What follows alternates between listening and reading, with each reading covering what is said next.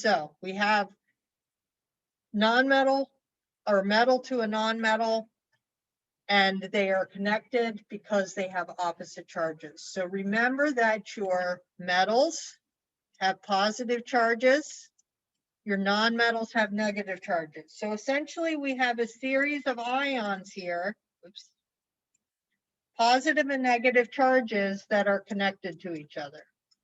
Positives and negatives, positives and negatives. When you put an ionic compound in water, one of two things will happen. So NaCl, which we know is common table salt, is an ionic compound. If we put NaCl in water, what happens to it? Like, does it stay solid salt or does something else happen to it? Annie, what do you think? What happens when we put NaCl in water?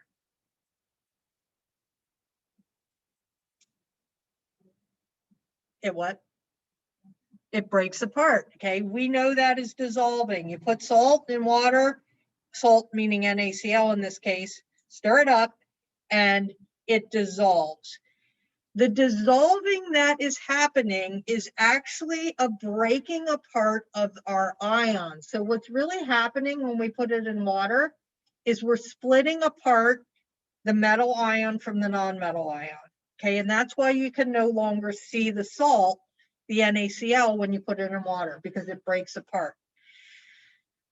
So when we take ionic compounds and put them in water, they can dissolve. That's one of the choices, but sometimes they don't dissolve. And when they don't dissolve, they remain as a solid. Okay, so we're going to figure out today how we know when they're going to be dissolved versus when they're going to remain a solid.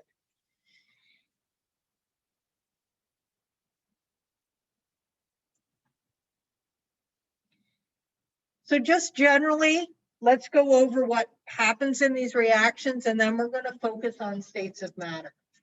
So in a double replacement reaction, whoops, essentially all that happens is your metal ions are going to switch partners. So when we dissolve our ionic compounds, the ions are free to float around and pair up with a new partner. So if our ions went to a dance, our first ion may have started dancing with our B nonmetal, but then maybe they decided to switch partners and dance with D. So you can form a new product based on which ions switch. We'll get into that more later. When this happens, when the partners are traded, sometimes we will form what is called a precipitate. A precipitate is just a fancy name for a solid.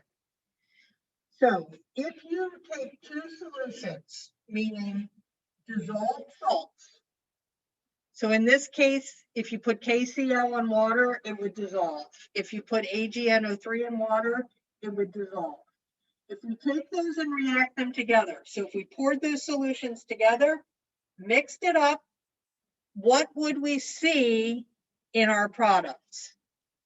In a precipitation reaction, one of the new products will form a solid. A solid is the state of matter that we see when we have a precipitation reaction. So the term precipitate,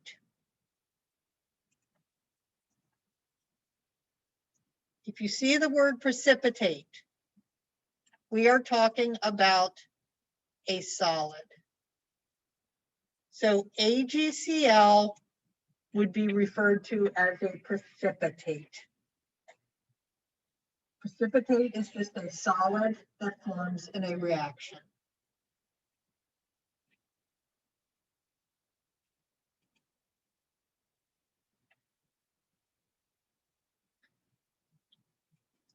Sometimes no solids form. Okay, so it is possible when you react two things together, you're not going to see a solid in your state of matter. Okay, this happens sometimes when you react an acid with a base. Okay, we're not going to worry too much about this. But when you react these two, you actually get water forming instead of a solid. How's this going to look to you? Not really any different than your other double replacement reactions. It's just you're not going to see a solid in your product, but we're going to go about figuring them out in the same way. Okay, so again, I'm not going to focus on this too much this year. In other years, we spend a little more time on this, but we can't really do any labs or anything related to it. So don't worry about that. Okay, so we're going to use something called solubility rules to determine if our products are going to be solids or not solids. And there's a couple of terms that apply when we refer to them in these solubility rules.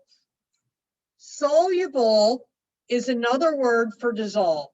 So if we take something like NaCl, like I mentioned, and we put it in water, it dissolves. That means it is soluble. Soluble equals dissolved. It also means that you won't see any solid left. That is when we give it that state of matter called aqueous. Okay, so when we've been talking about aqueous, what we're really saying is we have a solid dissolved in water. So the term soluble means dissolved and it means aqueous. So you should probably have that written somewhere because that's going to be important. Soluble means dissolved, means aqueous. If you see the word insoluble, in means not, so that means not soluble. Not soluble means it can't be dissolved. And that means that its state of water or state of matter is a solid. So insoluble equals not dissolved equals solid. You might also, instead of soluble, sometimes see the word precipitate.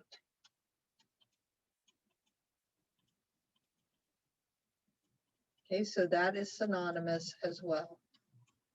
So soluble, dissolved, aqueous, insoluble, not dissolved, precipitate, solid.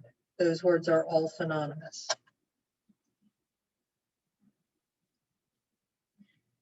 So why do we care? Well, when we were doing our equations from words, I told you the states of matter.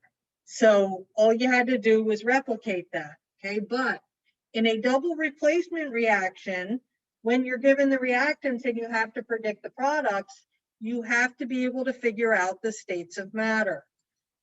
So there is a table that has been created that tells us the states of matter of certain ionic compounds, and that's what we're going to use.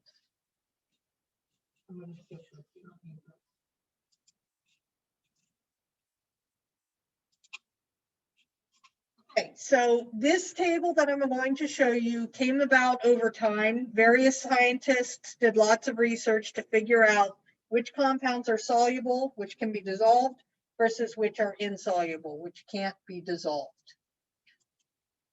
And the table looks like this. You are not going to be required to memorize this, but you will need to know where to access it. I'm going to post this in Google Classroom as a separate document. It is also in your packet. It is also, if you've picked up a paper version of the periodic table from the classroom, on the back of that. And you'll also see your polyatomic ions are back there. Okay, so it is worth it to have one of those.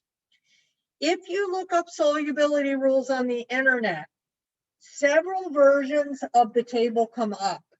Okay, I teach this version. If you find another version that you like better and you understand how to use it, you're welcome to it. But this is the one that I teach. Okay, so it is, in my opinion, the easiest one to use. So let's figure out what this solubility table means and how we can figure out how to use it. So they are called the solubility rules for common ionic compounds in water. The only time we have to use this is when we need to find states of matter for a double replacement reaction. You'll see there are two subheadings. One says mainly water soluble. Remember that soluble means aqueous. Okay, so if you have a paper version, you may want to write AQ here. AQ. Soluble means AQ. The second subheading is mainly water insoluble. Insoluble is solid. Okay, do not let the S confuse you. S does not mean soluble. S means solid, which is insoluble. Okay, so now we have our main headings. We're going to use the information under here to determine if it is soluble or insoluble.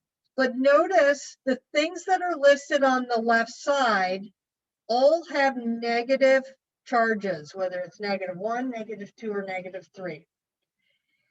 This tells you which part of the compound helps you determine solubility. So for example, if I had the compound KNO3, which part of my ionic compound is negative? The first part or the second part? Which is negative? Is it the first part of an ionic compound, the metal, or the second part, the non-metal or polyatomic ion that has a negative charge?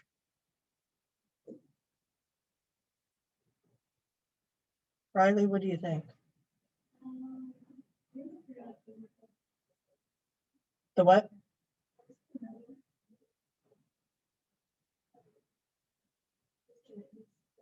It's the second part, okay? Because all of your metals have positive charges on them, okay? So in order to use this table, you must look at the second part of your compound, okay? So whether it's like KCl, okay, you would look up Cl. KNO3, you would look up NO3. Okay, so always go to the second half of the compound, and you're going to find that in the list on this side. Okay, so in this case, let's do NO3. So here is NO3, the very first one. And now we're going to read what it says. It says, all nitrates are soluble. So that means any compound that ends with nitrate is going to be soluble. So KNO3 is soluble. And if I told you to write the state of matter, you would know that soluble means AQ. So we would put a little AQ after that. Okay, so that's how we use this table. Now, they're not all as straightforward as nitrates. All nitrates are soluble. But let's go to this one, KCl. Okay, so this time we need to find Cl. Again, it's at the top here, but being at the top doesn't automatically mean soluble. It means we have to read the rule. And it says all chlorides are soluble, but now we have exceptions. And there are 3 exceptions listed here.